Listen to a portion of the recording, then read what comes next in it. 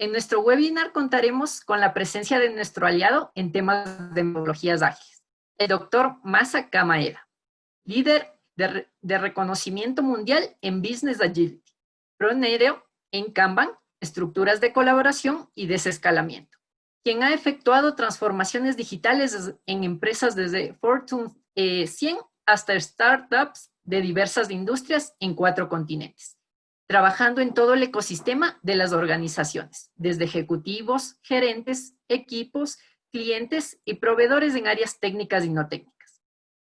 El contenido de la sesión de hoy es Kanban y Scrum para la agilidad en los negocios. Bienvenido, Masa. Hola, ¿qué tal? Muchas gracias. Hola a todos, buenas tardes. Bueno, ya buenas noches más bien.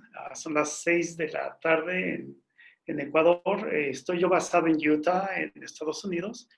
Son las 5 de la tarde aquí.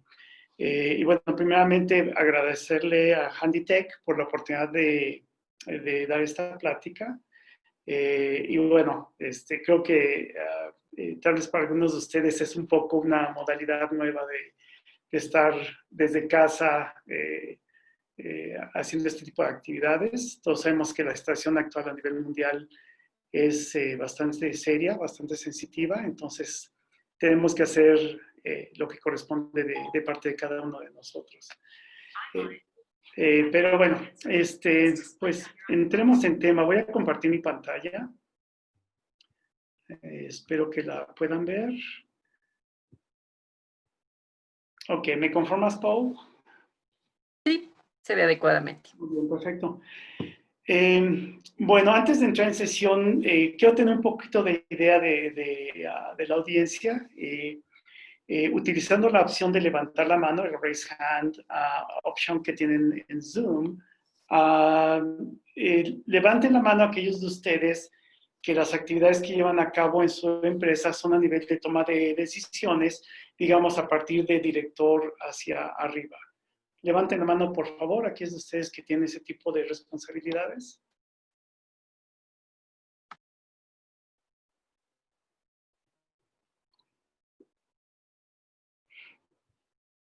Tres personas. 3 personas, ok, muy bien. 7, ya alzaron más la mano.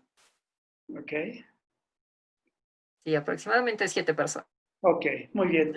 Levanten la mano aquellos de ustedes que tienen posiciones de toma de decisiones, pero a nivel, digamos, de líder de equipo hasta nivel de gerente, sin llegar a niveles de dirección y más altos.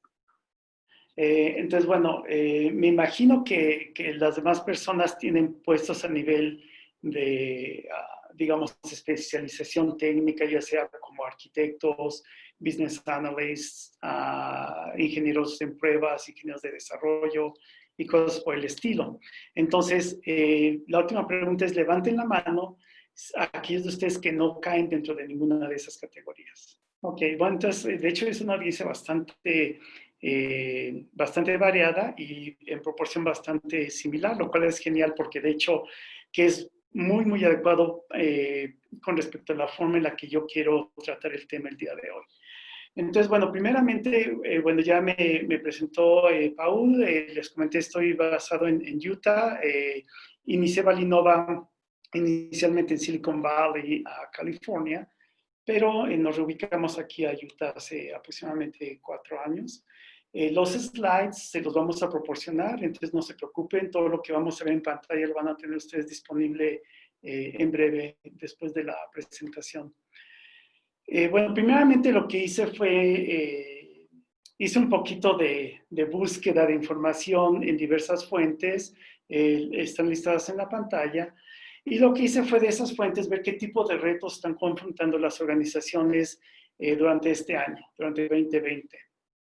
Y lo que hice fue tomar aquellos retos que son comunes denominadores en estas fuentes de información. Y lo que encontré es que los retos tienen que ver con aspectos tales como prioridades de negocio, el time to market, que también se le conoce como time to value. ¿Okay? Entonces, ¿cuál es ese monto de tiempo que se requiere desde que se identifica una necesidad o se nos presenta una necesidad y la tenemos ya en el mercado siendo satisfecha? Tenemos también el aspecto de la importancia de a qué ritmo podemos nosotros llevar a cabo un cambio cultural y un cambio de negocio, y también el poder responder rápidamente a los cambios de preferencia de los clientes, que sabemos que hoy en día es muy, muy frecuente y con niveles de tolerancia bastante bajos o bastante cortos. Efectivamente, el aspecto de riesgos, expectativas y tomas de decisiones, las cuales están relacionadas, por eso las puse bajo una sola categoría. Y luego tenemos también el aspecto de lo que es datos e información relevante, que tiene que ver mucho con aspectos tales como data science, machine learning, ese tipo de aspectos, e invariablemente seguridad. ¿Okay? Entonces, vamos a ver cuáles de estos retos podemos tratar mediante Business Agility y con el uso de Kanban y de Scrum. Entonces, primeramente, ¿qué es Business Agility? Agilidad de negocio. Y básicamente tiene que ver con el hecho primordialmente de adaptación. Es de qué manera podemos nosotros hacer una adaptación muy efectiva que tiene que ver tanto con la eficiencia del cambio mismo, lo cual quiere decir que es algo que tiene eliminación de desperdicio, pero que también es muy efectiva de costo a nivel del sistema de negocio. Y esto es muy importante, sobre todo porque estamos muy acostumbrados, desafortunadamente, en industrias de tecnología, y sabemos que hoy en día casi toda industria básicamente es una industria de tecnología, es solamente el propósito del producto o servicio que se genera. Hay una tendencia muy fuerte en enfocarnos en el reto técnico y no en el reto de negocio, cuando en realidad el enfoque debe ser reto de negocio y el reto técnico es una forma de poder de manera efectiva llevar a cabo los pasos necesarios para poder satisfacer desde el punto de vista técnico la necesidad de negocio. Entonces, realmente el punto último es el de negocio. Wow, mi slide no está cambiando, ahí está. Ok. Ok, parece que los slides están tienen una mente por sí misma. Ok, entonces, cuando hablo de sistema de negocio, a lo que me refiero es que no nos debemos de enfocar únicamente en el producto o el servicio como tal. Lo que debemos de tomar en cuenta es todo aquello, todo el contexto que tiene que ver con ese producto o servicio que estamos desarrollando. Pero también es necesario que tengamos, que consideremos y que tomemos en cuenta y que apliquemos el entendimiento y las necesidades tanto del sistema de ese producto o servicio como del contexto de ese contexto, y así sucesivamente. Y esto lo que quiere decir es pensamiento en sistemas. Hay personas que piensan que el pensamiento en sistemas se refiere a sistemas técnicos o sistemas computacionales o de software. No es así. Cuando hablamos de sistema, estamos hablando de una serie de elementos interrelacionados donde cualquier tipo de cambio que se lleve en uno de ellos va a afectar al resto de los demás. Y eso es lo que debemos de tomar en cuenta. Entonces, afortunadamente, el tomar una perspectiva de agilismo y de business agility nos motiva y nos ayuda más fácilmente a obtener ese tipo de perspectiva. Y eso, bueno, básicamente lo que quiere decir es que es algo mucho más grande de lo que tal vez algunos de nosotros estábamos considerando. Imagino que algunos de ustedes deben de tener ya, tal vez haber leído al respecto o haber tenido discusiones con colegas, y tal vez algunos de ustedes en su empresa están aplicando algo de metodologías ágiles. Lo que hemos observado es que dentro de esa aplicación, también desafortunadamente la mayoría de los enfoques que se están llevando a las empresas a nivel de agilismo es únicamente a nivel de los métodos, a nivel de la mecánica de los métodos y no a nivel de lo que es de hecho la agilidad de negocio. Y esto es súper crítico, vamos a ver en un momento por qué, pero básicamente, de nuevo, lo que queremos es tener una perspectiva sistémica y una perspectiva de negocio. Entonces, en esta plática lo que voy a hacer es, de hecho, no hablar de Scrum y de Kanban. Esta plática, mi objetivo no es explicarles qué es Scrum y qué es Kanban, porque eso lo pueden ver, hay cientos de videos en YouTube, hay discusiones por todos lados, y no quiero que esto sea básicamente una no el mejor uso de su tiempo si hago eso. Entonces voy a describir muy brevemente qué es Scrum y Kanban y me voy a meter más en la parte importante del tema. Entonces, solamente para asegurar que todos estemos alineados con respecto a la parte de métodos, Scrum es uno de muchos métodos ágiles, es el más popular, pero definitivamente no es el más poderoso. ¿Okay? Es el más popular, se popularizó por razones de negocio, básicamente certificación, la gente se comenzó a certificar, tomó popularidad y la gran mayoría de las personas en el mundo lo utilizan. Una bondad que tiene Scrum es que es una estructura muy sencilla, muy simple, muy fácil de capturar en 2 minutos. Aplicarlo no es tan fácil, pero básicamente de lo que se trata es lo siguiente, nosotros tenemos algo que queremos generar, un cierto tipo de valor. Ese valor que queremos generar lo reflejamos en base a lo que, digamos, de manera tradicional se le llamaría la documentación. En el caso del agilismo y en Scrum en particular se le llama backlog. Y básicamente lo que hacemos es reflejar ahí todo aquello que tengamos entendido hasta ese momento de lo que se tiene que generar. No es necesario que sepamos todo. Lo que tengamos conocido y entendido lo priorizamos en base a valor al cliente y es lo que vemos aquí en base a esa torre azul. Y podemos ver que las rebanadas de abajo son más grandes que las rebanadas de arriba, porque lo que hacemos es, si lo de más arriba es mayor prioridad a nivel de valor, lo que hacemos es detallarlo más para entenderlo mejor y poder implementarlo. Y la implementación se hace dentro de un cierto espacio de trabajo, de tiempo, que se le llama sprint, dentro del cual de manera diaria hay una especie de retroalimentación para asegurar que la generación de ese valor durante ese periodo corto de tiempo de varias semanas se lleve a cabo con un mínimo posible de variación para que al final de ese monto de tiempo se haga una entrega. Una vez que eso se hace, se toma el siguiente pedazo de trabajo del backlog y se repite la operación. Entonces, básicamente es con lo que tiene que ver es, vamos a entregar valor en base a mayor prioridad de valor primero y así sucesivamente de manera frecuente. ¿Okay? En pocos espacios de tiempo vamos a ir entregando eso. La ventaja de hacer eso es que nos permite adaptarnos más fácilmente, permite que al entregar esos pedazos de valor los clientes puedan ver lo que se entregó, puedan aplicarlo y puedan darnos feedback para poder ir corrigiendo ruta, que se reflejaría en cuanto a que los elementos de ese backlog son repriorizados, son revisitados, etc. Pero básicamente eso es lo que Scrum nos indica. Es muy basado a nivel de gestión cualitativa, cómo vamos, cómo nos sentimos, etcétera. Hay muy pocas mediciones formales dentro de lo que es Scrum y es más a nivel de cómo ir mejorando la forma de trabajo del equipo y motiva que sea de manera sui generis, lo cual tiene ciertas desventajas. Si vemos el método Kanban, este es tal vez el método que es menos entendido de los métodos ágiles. Muchas personas piensan que Kanban es un tablero con unas etiquetas y que si tengo eso ya estoy haciendo Kanban. Y eso está muy alejado de la realidad. Kanban es un método, de hecho, bastante maduro e increíblemente poderoso. Y básicamente consiste en una serie de 6 prácticas.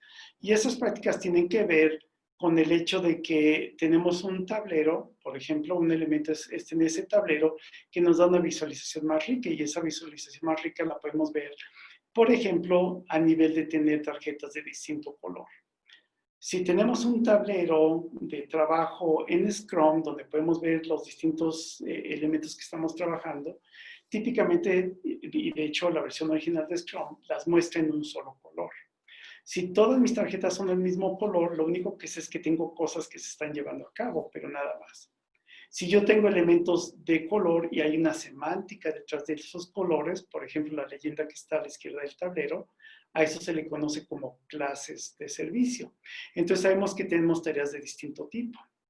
Eso nos permite saber, en base a la dominancia de colores, qué tipo de trabajo estamos haciendo más. Entonces, por ejemplo, en este tablero, el color predominante es el amarillo y sabemos que el amarillo son tareas estándar. ¿Ok? Y sabemos que, por ejemplo, las tareas blancas son tareas express, que son tareas urgentes. La urgencia puede ser positiva o negativa. Entonces, si el tablero que tenemos aquí tuviese muchas tarjetas blancas y muy pocas tarjetas amarillas, de inmediato entendemos que ese sistema está operando en base a trabajar con muchísimas urgencias y muy poco trabajo normal, lo cual obviamente implica que hay una disfunción en el sistema. Entonces, esa visualización nos da un mejor entendimiento de las cosas. Por otro lado, tiene también lo que son acuerdos de servicio o políticas explícitas. Entonces, imagínense como SLAs. Y esos SLAs nos ayudan a tener un entendimiento de la forma en la que vamos a trabajar, de la forma en que vamos a colaborar, a comunicarnos, tanto internamente como externamente. Y eso ayuda a evitar que haya fallas de comunicación y fallas de colaboración, así mismo como aspectos de calidad. Otro elemento, si ustedes pueden observar en los encabezados del tablero, no todos ellos, por la mayoría de los encabezados, tienen unos numeritos. Ahí hay un 6 en Ready, 2 en Design, etc. Eso lo que nos indica es lo que le llamamos el límite de monto de trabajo en progreso. Y lo que eso nos indica es cuál es el máximo número de tareas que vamos a permitir que nuestro sistema tenga en cada etapa de su proceso. Y eso tiene unas ventajas tremendísimas que vamos a ver en un momento. Y básicamente tiene que ver con establecer flujo de valor. Y tenemos también mucha cuantificación. Entonces, por ejemplo, la gráfica que está en la parte inferior nos ayuda a poder hacer una cuantificación, en este caso en particular, de hacer análisis de causa raíz y de hacer mejoras. Y de hecho, si ustedes observan en esta gráfica en particular, podemos ver que las torrecitas rojas al principio del tiempo, en la parte izquierda, son bastante altas y conforme transcurre el tiempo, se van haciendo más y más bajitas. Y esto lo que nos indica es, entre más alta es una torre, mayor tiempo tomó el haber efectuado ese trabajo. Entonces, lo que podemos observar aquí es que conforme transcurrió el tiempo de este proyecto, las tareas iban tomando gradualmente menos y menos y menos tiempo. Y eso fue gracias a que Kanban, mediante este tipo de elementos, nos permite mucho más fácilmente hacer análisis de causa raíz, hacer algo al respecto, mejorar el sistema y como resultado tener este tipo de gráficas. Entonces, esto lo que indica es que al hacer esas mejoras, el monto total del proyecto fue menor, la calidad fue mejor. ¿Por qué? Porque al hacer mejoras, obviamente se mejora la calidad, pero también el hecho de que las personas pueden hacer el mismo trabajo en menor tiempo, evidentemente implica que les da más holgura para hacer su trabajo mejor hecho, lo cual obviamente mejora la calidad, lo cual reduce estrés, etc. Entonces, y estos son elementos que Scrum como tal, de hecho, no ofrece. Afortunadamente, Kanban puede aplicarse con otros métodos, se puede aplicar junto con Scrum, junto con XP y cualquier otro método que existe. Además de que Scrum es aplicable en aspectos de desarrollo, ¿okay? Para la generación del trabajo, mientras que Kanban se puede aplicar a todo nivel de la organización. Si el tablero que yo tengo no es un tablero de proceso de desarrollo como el que está aquí, sino que el tablero lo que me muestra es todo el flujo de valor de una empresa o de una línea de negocio de la empresa o de, por ejemplo, todas las actividades de recursos humanos o las actividades financieras o las actividades legales, etcétera. Obviamente eso lo que implica es que Kanban puede ser utilizado en toda la empresa y a todo nivel de la empresa y no solamente en áreas técnicas. Y además me permite tener, de hecho, tableros anidados, lo cual me permite generar alineamiento a nivel de toda la organización. ¿Okay? Por ejemplo, nosotros hicimos un trabajo para Claro Telecom, una de las telecoms más grandes que hay en Latinoamérica, y en el edificio corporativo, en cuestión de un par de meses, teníamos más de 120 tableros de Kanban por todos lados, no solamente a nivel de equipos, sino a nivel medio y a nivel alto de la organización. Pero bueno, Pero esto que les acabo de comentar tiene que ver más con la parte mecánica de lo que es de lo que son los métodos ágiles. Cuando en realidad el aspecto más poderoso tiene que ver con eso que implica la parte a nivel de sistema y a nivel de agilidad de negocio. Y ahí es donde entra esa parte de mindset. En la parte ágil se habla mucho del manifiesto ágil. El manifiesto ágil consiste en 4 valores y 12 principios, y Kanban tiene también su parte que son sus principios y sus prácticas. No los vamos a discutir aquí, pero lo que vale la pena que vean es lo siguiente. Si ustedes observan todo lo que está en los valores del manifiesto ágil, que son estos 4 que están aquí, y si observan todo lo que está en la parte de Kanban a nivel de principios y de práctica, van a observar que casi todo tiene que ver con cosas no técnicas. Entonces, de nuevo, mientras que existe la concepción errónea de que las metodologías ágiles son algo técnico, es algo que tiene que ver a nivel de equipo, es algo que tiene que ver a nivel de desarrollo o a nivel de tecnología, de TI, de operaciones. Lo que esto nos muestra es que, de hecho, el agilismo, aún a nivel metodológico, tiene que ver mucho más con una forma de pensar y con tomar decisiones y actuar en base a esa forma de pensar. Porque de hecho eso es lo que dirige la parte mecánica. Entonces, la parte menos importante del agilismo y de los métodos ágiles es la parte mecánica, interesantemente. ¿Ok? Entonces, siguiendo esta línea de pensamiento, lo que quiero mostrarles es, y que de hecho creo que es un aspecto muy importante, si hablamos con personas que están metidas en el ambiente ágil, en mi experiencia, con demasiada frecuencia lo que veo es un énfasis muy fuerte en, oh, vamos a trabajar más a gusto y vamos a estar colaborando más cerca y es un ambiente más ameno y hacemos muchas cosas. Bueno, qué bueno, genial, pero ¿qué implicación tiene eso a nivel de beneficio de negocio? O sea, yo como empresa, yo como negocio, ¿qué beneficio tengo? ¿De qué manera el valor de mis acciones se va a incrementar? ¿O de qué manera, si soy una empresa privada, vamos a tener más ingresos? ¿O si somos una empresa no lucrativa, de qué manera vamos a tener un mejor uso de ese poco monto de dinero que tenemos como empresa no lucrativa? En otras palabras, ¿cuál es el beneficio económico? ¿Okay? Y eso es lo que quiero que veamos ahora. Entonces, hay un ejercicio muy bonito que si estudiamos de manera presencial lo llevaríamos a cabo. Como estamos en línea lo voy a tener que platicar, pero básicamente esto es un ejercicio no aplicado en la realidad directamente, es un ejercicio conceptual, pero el concepto sí es directamente aplicable en la vida real y no solamente a nivel empresarial, de hecho se puede aplicar en la vida personal. Entonces, básicamente lo que consiste es, tenemos equipos, pueden tener uno o más equipos, cada equipo tiene 4 personas. Y ese equipo cuenta con 12 monedas. Al principio del ejercicio, la primera persona, vamos a suponer que es la persona que tiene la barbita, tiene las 12 monedas y lo que va a hacer es a dejar caer la moneda en una mesa para que aleatoriamente caiga con cara arriba o cruz arriba. Y lo que va a hacer es, una vez que estén en el estado deseado, por ejemplo, cruz arriba, deja de tirar esa moneda, toma la siguiente y la tira de nuevo tantas veces sea necesario hasta que la cruz esté arriba y así sucesivamente. Entonces termina con una pila de monedas ordenadas con la cruz arriba. Una vez que terminó, esa pila completa se la pasa a la segunda persona y la segunda persona repite el proceso, pero ahora para que la cara esté arriba. Y luego la siguiente nuevo cruz arriba y la otra cara arriba. Y cuando todos terminan, medimos el monto de tiempo. Y eso sería lo que está aquí en la tabla, perdón, lo que está en la tabla que dice una pila de 12 monedas. Una vez que terminaron eso, vamos a repetir, pero ahora dividimos, en lugar de una pila con 12, van a ser 2 pilas con 6 monedas. Pero de nuevo, cada persona tiene que jugar todas las monedas.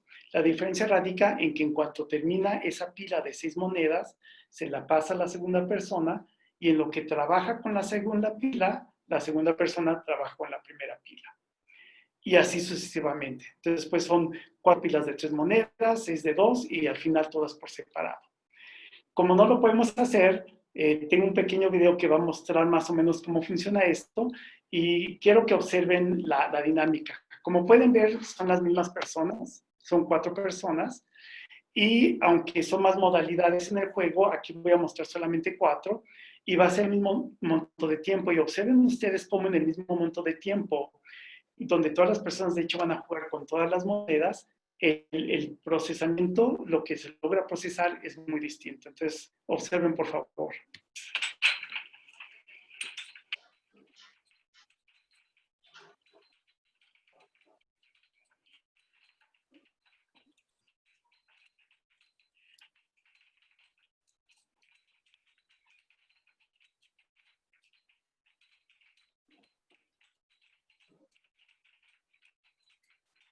Bueno, como pueden observar,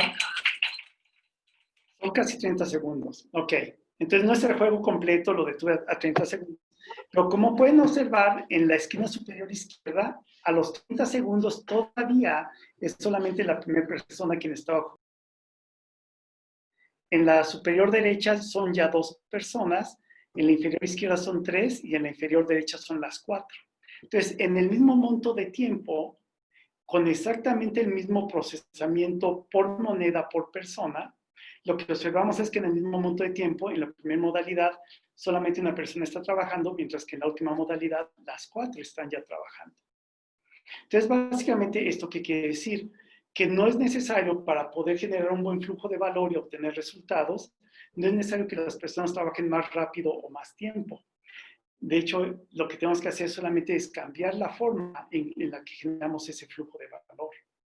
Y eso es lo que logramos. En la primera modalidad es la forma tradicional de hacer el trabajo, donde hacemos primero, digamos, todo el estudio del cliente, luego todos los requerimientos, toda la arquitectura, todo el desarrollo, etcétera, comparado con tomar pequeños pedazos a la vez e irlos pasando.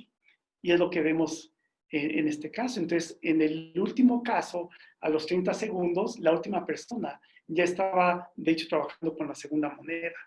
Mientras que en la primera modalidad, la segunda, tercera y cuarta persona no están trabajando en absoluto en ese proyecto en particular. Entonces, esa es una implicación económica muy poderosa y podemos verlo aquí. Entonces, podemos ver aquí cómo si trabajan todas las fichas juntas a la vez, el procesamiento total toma 5 minutos con 36 segundos, por ejemplo, son distintos tiempos para diversos equipos, y vemos cómo conforme separamos las monedas en varias pilas o en varios stacks, el monto de tiempo es menor y menor y menor. Entonces es interesante porque si esto fuesen, en lugar de minutos, fuesen meses, lo que quiere decir es que lo que a las mismas personas exactamente el mismo proyecto les tomaría 5 meses y medio, lo pueden terminar en mes y medio. Y lo terminarían con menos estrés y con mejor calidad. Ese es el aspecto importante y eso ya nos da un impacto económico. Algo que vale la pena ver aquí es, por ejemplo, si vemos aquí, no sé si notaron que cambié el slide, pero vean los últimos 2 tiempos. Aquí dice 1.23 como penúltimo tiempo y 1.34 como último tiempo, mientras que en la otra modalidad el penúltimo es 1.38 y el último es 1.23. Es decir, cuando son muy pequeños las pilas de trabajo, puede que esos últimos valores intercambien. No es perfectamente lineal. Y eso quiere decir que son tan pequeños y es tan rápido el procesamiento que realmente no hay diferencia. Ahora bien, vamos a hablar de manera más formal. Desde el punto de vista económico como tal, ¿qué quiere decir esto? Lo que quiere decir es, hay 2 costos implicados. Uno de ellos es el costo de transacción, es el costo de estar llevando a cabo el trabajo. Y su curva es como la que está aquí en verde. El costo de aferramiento, lo traduje de esta manera, no supe cómo traducirlo en realidad, en inglés es holding cost. Pero básicamente este costo es el costo asociado con tener algo que se tiene que trabajar inactivo, tenerlo allí sin ser trabajado. Entonces tengo algo que esté esperando y nadie lo está trabajando, ese es el costo de aferramiento. Si sumamos estas dos curvas, lo que obtenemos es la curva azul, que es la curva de costo total. Y esto es muy importante. Esta curva se le conoce como curva de optimización U porque tiene forma de U. Y esto es bueno porque la parte baja es más bien plana. Si fuera V, entonces no sería plana. Y eso requiere de más precisión. El hecho de que es curva U nos da un mayor rango de acción. Y básicamente eso lo que quiere decir es que si yo considero la parte más baja de esa curva U, y sabemos que el eje vertical es el eje de costo, sabemos que ese rango de monto de trabajo en progreso, es decir, del tamaño del lote, es decir, cuántas monedas tenemos en proceso en el sistema en un cierto momento, si obtenemos ese balance, la economía de nuestro sistema es el mejor y no tiene nada que ver con trabajar más duro o más tiempo o nada de eso. Es de qué manera podemos generar el mejor flujo de valor que nos genera la mejor economía en el sistema. Ahora bien, hay un aspecto adicional a esto y es las personas, si fuéramos máquinas no sería tan importante, pero siendo seres humanos lo es. Y es el aspecto de que entre más trabajo tenemos que hacer, más nos estresamos. ¿Ok? Si tengo que hacer todo esto, comparado con hacer solo esto, voy a estar más estresado acá que aquí, obviamente, ¿no? Entonces, si estamos haciendo el trabajo de poquito en poquito, por pedacitos, y ya vimos que haciéndolo de esa manera lo terminamos en menos tiempo, entonces el costo del estrés va a bajar.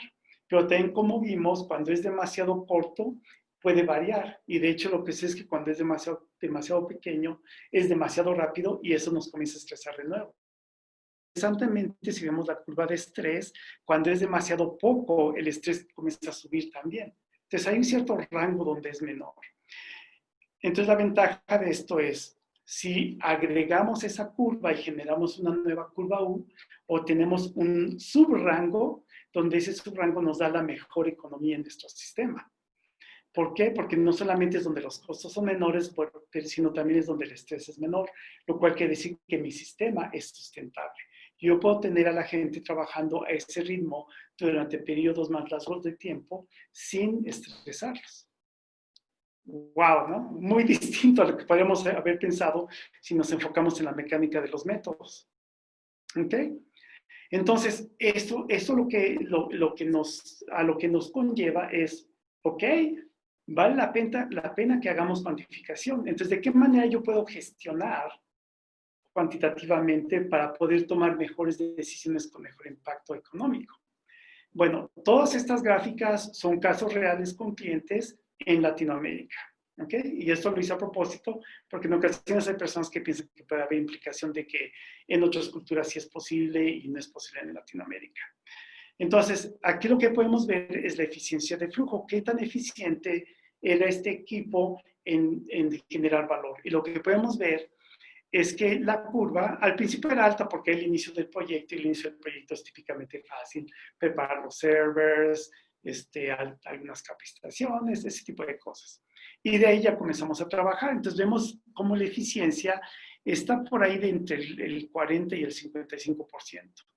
Este equipo era nuevo a lo que es el agilismo, no tenían años de experiencia siendo ágil, era un equipo nuevo. Y vemos cómo al principio más o menos se mantiene dentro de ese rango, pero conforme van tomando proficiencia en aplicar el agilismo, vemos cómo su eficiencia comienza a incrementar.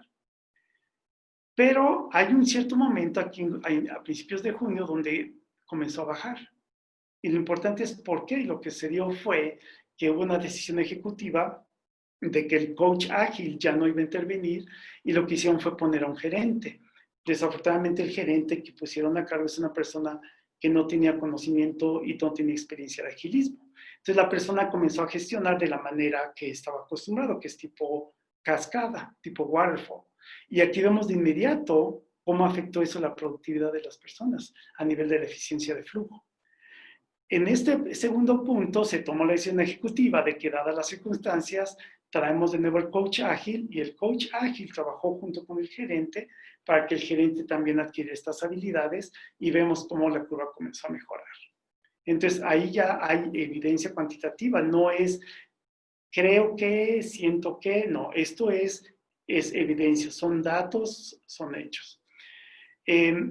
Y lo que podemos ver también, esto es en otro caso, también en Latinoamérica, en otro país, donde me pidieron que analizara lo que tenían y como ustedes pueden ver ahí, no tienen ni pies de cabeza, ¿no? O sea, no se ve nada, no hay nada allí que pueda darnos una idea de nada.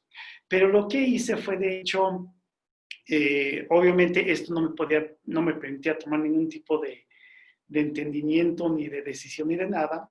Lo que hice fue, de hecho, comparar esta gráfica contra un calendario en cuanto a ver en cada mes qué días de la semana, qué comportamiento.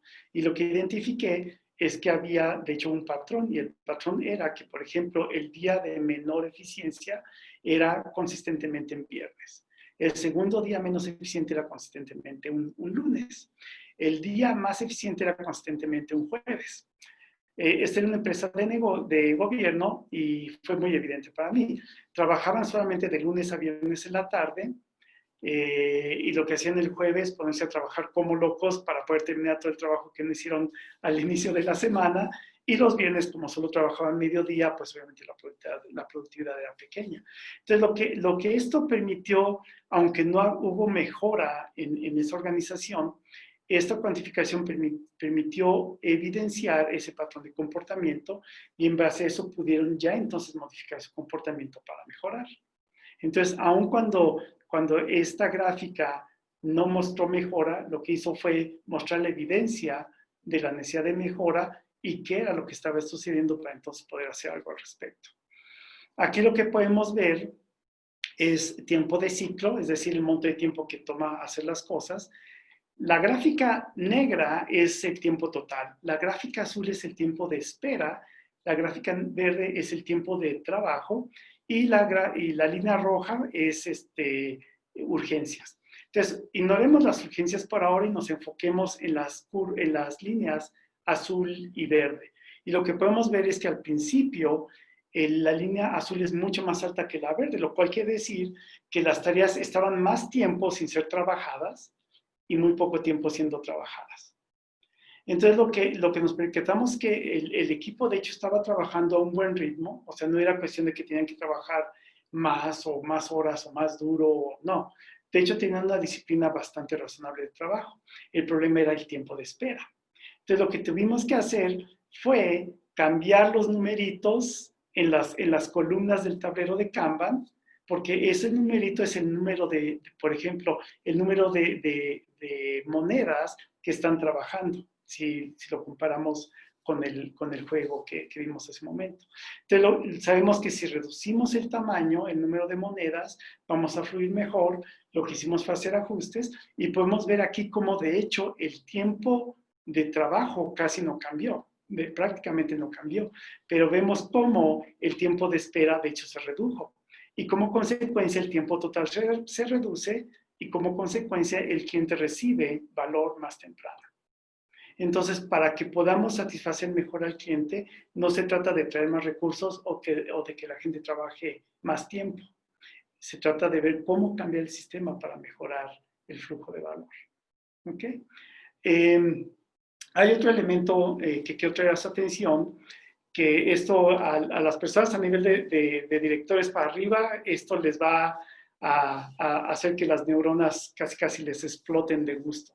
Y eso tiene que ver con una forma de priorizar que tiene un impacto económico inmediato. Y es lo que se conoce como el costo de retraso dividido por duración. Entonces vamos a decir que tenemos un equipo de trabajo y tenemos 4 proyectos. El costo de retraso mensual para cada proyecto, donde los proyectos son A, B, C y D, son 80, 30, 50 y $110,000 para cada uno de esos proyectos. Y luego tenemos una columna que nos dice cuánto dura cada proyecto. Entonces, si tenemos 4 proyectos, 4 costos de retraso distintos, 4 duraciones distintas, la pregunta es, yo tengo un equipo para trabajar los 4 proyectos. ¿Cómo priorizo esos 4 proyectos? ¿Cuál proyecto le doy primero al equipo, después cuál y después cuál, para obtener la mejor economía posible? Y lo que vemos es que si, por ejemplo, decimos, mira, vamos a trabajarlos en el orden que están en la mesa, ¿no? En el orden que están en el Excel, que sería A, B, C y D. Si lo hacemos de esa manera, el costo de retraso sería 5 meses multiplicado por el costo total de los 4 proyectos, más 4 meses multiplicado por el costo total de los 3 proyectos que quedan, más 6 meses multiplicado por el costo de los 2 proyectos que quedan, más 8 por el último proyecto. Y el total de todo eso son 3.95 millones de dólares. ¿Okay? Lo cual, wow, es un monto bastante considerable, ¿no? Que es un costo de retraso que tenemos que impacta a la empresa. Vamos a suponer que decidimos cambiar el orden de prioridad y el orden de prioridad que decidimos es, vamos a priorizar de tal manera que vamos a poner al equipo a trabajar en el proyecto de mayor duración primero y de menor duración al final, lo cual quiere decir que trabajaríamos primero en el proyecto D, después C, después A y después B. Y hacemos la misma cuantificación y el resultado es 3.79 millones. Es decir, haciendo ese cálculo, lo cual tenemos el Excel, tenemos los datos, los hacemos en media hora o menos, en media hora o menos tiempo ya le ahorramos a la empresa $160,000. Si fuésemos a hacerlo en el inverso de duración de menor a mayor, en este caso en particular, el costo es de hecho mucho mayor, es 4 millones, 4.120. Entonces, obviamente no es uno bueno. Pero hay una alternativa distinta que es mucho mejor, que es el costo de retraso dividido por duración. ¿Y qué es lo que tengo que hacer? Exactamente lo que esto dice. Divido el costo de retraso por duración. Entonces, divido 80,000 por 5, 16,000. 30,000 dividido entre 4, 7,500, etc. Y lo que hago es priorizar en base a trabajar primero el proyecto con mayor costo de retraso y al último el proyecto con menor costo de retraso. Hago la misma cuantificación y el resultado es 3.47. Es decir, le voy a ahorrar a la empresa casi $500,000 haciendo esto. Entonces, no hubo necesidad de comprar máquinas, de contratar gente o de despedir gente o de hacer cualquier tipo de locura. Operando como operamos hoy en día, con 0 cambios, lo único que hicimos fue tomar una decisión económica de qué proyecto trabajar primero y cuál después, y le estamos ahorrando a la empresa $500,000. Y esto es un ejercicio que puede llevar mucho menos tiempo del tiempo que toma una reunión estándar de negocio. Entonces, de nuevo, lo que buscamos con agilidad de negocios es un impacto económico positivo. Entonces, para concluir, lo que vemos es, de nuevo, la lista inicial de retos para el año 2020. Lo que podemos ver, y espero que estén de acuerdo conmigo, es, aunque sé que lo hablé a un nivel muy, muy superficial, porque es mucho que considerar, y de hecho agilidad de negocio es algo muchísimo más grande de lo que les expuse, pero creo que fue suficiente para que ustedes esperanzadoramente estén de acuerdo conmigo, que aplicando cosas como las que vimos aquí, vamos a poder hacer mejores priorizaciones de negocio, el time to market se va a reducir, porque estoy mejorando la eficiencia del flujo de valor. El ritmo de cambio de negocio y cultural es mejor a nivel de negocio, porque obviamente si estoy haciendo el trabajo en pedazos pequeños y puedo responder rápidamente, entonces ese ritmo de cambio, el ajuste es mucho más fácil. A nivel cultural, en el momento que nosotros vemos que lo que estamos trayendo a la empresa tiene 2 tipos de beneficio, uno hacia el negocio mismo y el otro es personal, gracias a esto ya no tengo que trabajar horas extra, ya no tengo que estar fines de semana, estoy menos estresado, la calidad es mejor, por lo cual hay menos retrabajo. Esto acelera ese cambio cultural. El cambio cultural se facilita en el momento en el que hay también un beneficio personal. Obviamente, en base a los mismos argumentos que ya les di, es el cambio de preferencia de los clientes. Y todo lo que vimos, si lo pensamos con calmita, todo lo que vimos tiene que ver con mitigación de riesgos. Entonces, en el momento que tenemos una mejor forma de mitigar riesgos, podemos manejar las expectativas de mejor manera y también este tipo de información nos da una forma más sólida para poder tomar mejores decisiones. A nivel de datos e información relevante, no, esto no facilita esa parte. Lo que sí nos dice es, le da todavía más importancia, más relevancia a lo importante que es el poder tener datos adecuados, el poder tener un business intelligence detrás de lo que estamos haciendo, porque eso nos va a ayudar a tomar decisiones. Y por último, a nivel de seguridad, si tenemos todos los elementos establecidos en la organización, y si esto ayuda a mejorar la calidad y ayuda a mejorar el tiempo de reacción, obviamente los elementos de seguridad van a ser mejores, y en cuanto hay alguna actividad que tuvo un impacto negativo, vamos a poder responder más rápidamente para eliminar esa amenaza de seguridad que existió. Y bueno, en fin, eso es todo lo que tengo. Creo que terminé casi a tiempo. Muchas gracias y Paul, te doy la palabra. Perfecto. Muchas gracias, Masa. Antes de proceder con las preguntas, queremos aprovechar y tener un pequeño corto para contarles un poco de nosotros. Handitech Academy es un centro de capacitación corporativa especializado en ciencia de datos y Big Data para todo tipo de perfiles, desde gente con conocimientos técnicos hasta perfiles de negocio administrativos. Nuestra experiencia principal ha sido el desarrollo de equipos de datos para grandes organizaciones y su transformación para adoptar una cultura analítica. Si te encuentras en Ecuador, tienes la opción de tomar nuestros entrenamientos corporativos presencialmente. Con nuestro modelo innovador de educación con enfoque práctico y dinámico, puedes aprender desde cualquier lugar de manera remota. Ante ello, disponemos la plataforma DataBits para introducir los conocimientos de ciencia de datos para todo tipo de público. E ingresando el cupón Quédate en casa, obtendrás un 50% de descuento en todos nuestros cursos.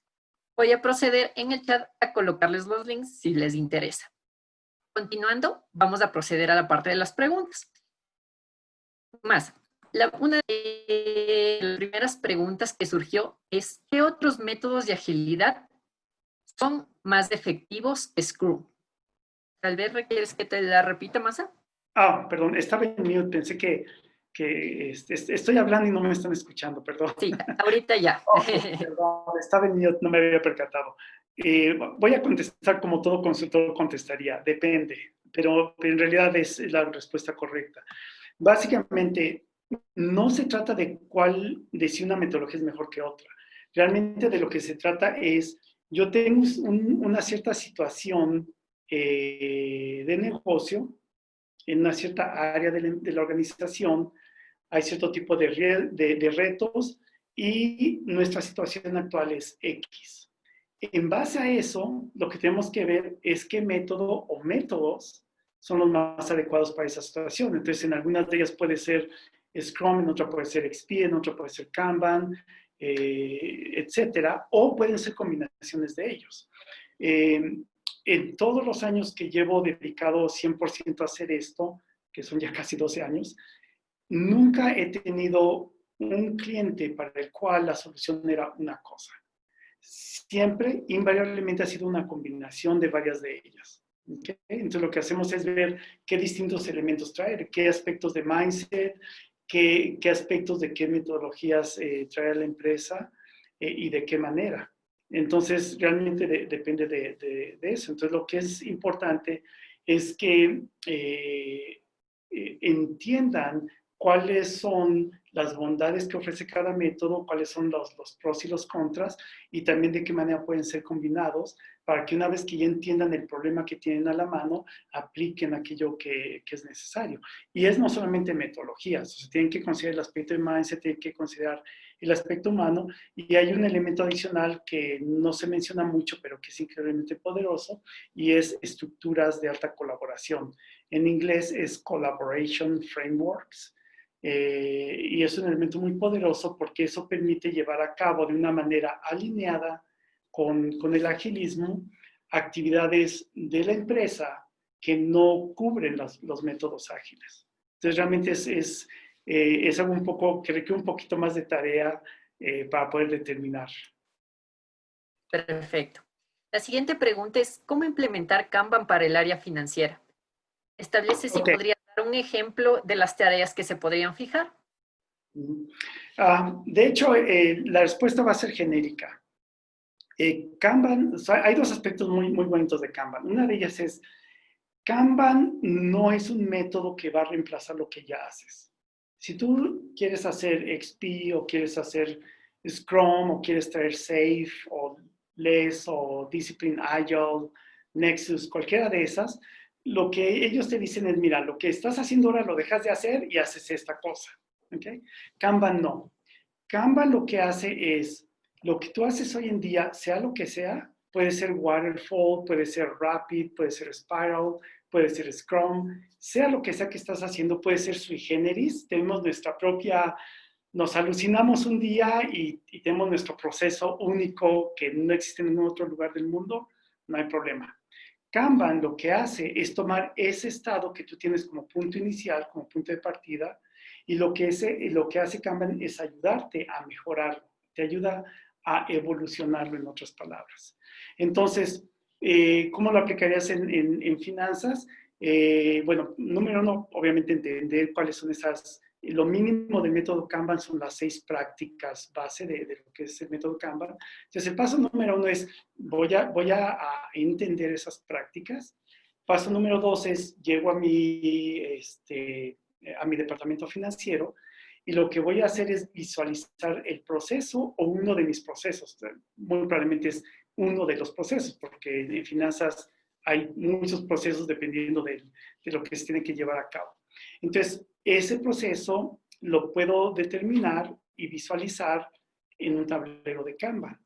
Ya que tengo esa visualización, comienzo a aplicar las prácticas y de poco en poco voy avanzando. Y de lo que se van a sorprender es de lo rápido que pueden comenzar a obtener resultados. Nosotros hemos obtenido resultados aplicando Kanban aún dentro de la primera semana de trabajo. Y no es raro. Claro, hay más y más avance conforme transcurre el tiempo. Los primeros 2 o 3 meses de trabajo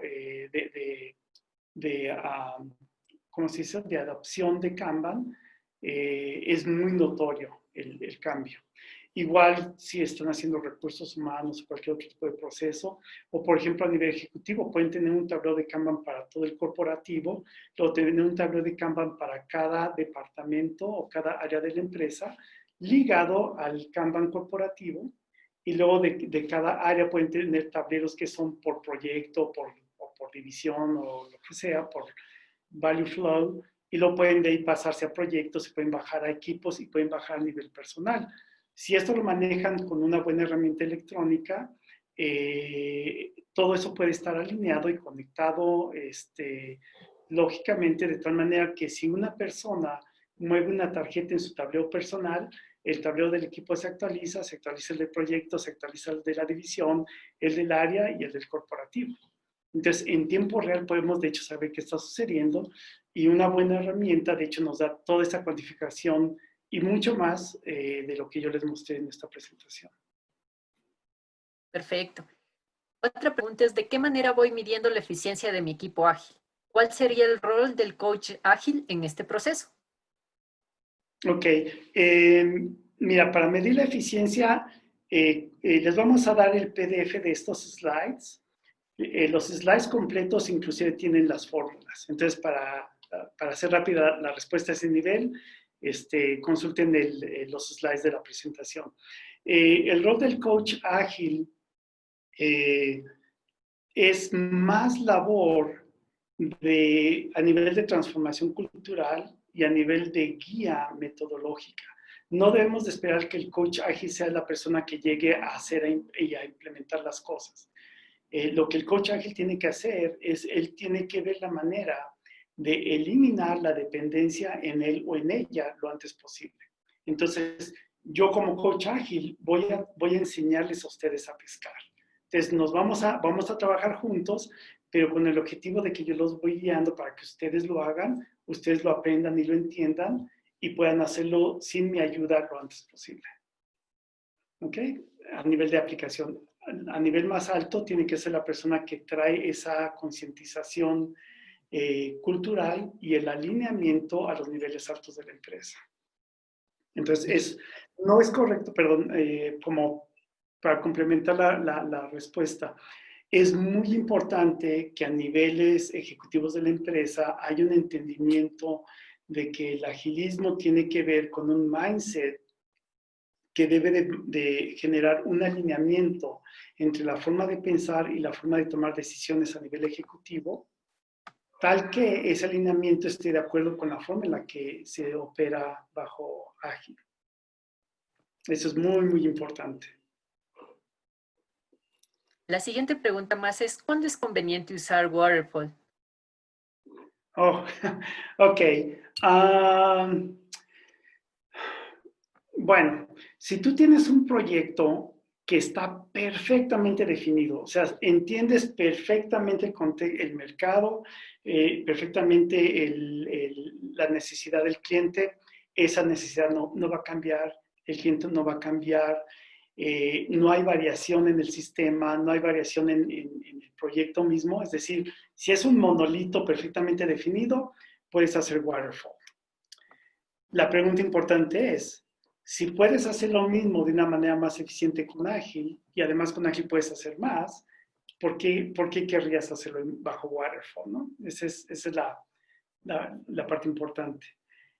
Es posible también tener una organización donde parte de la empresa trabaja de manera tradicional, tipo Waterfall, y parte de la empresa trabaja de manera ágil, y es importante que las personas que trabajan la parte ágil no se aferren a pensar que esto es la octava maravilla del mundo y que esto no funciona, porque eso no es cierto.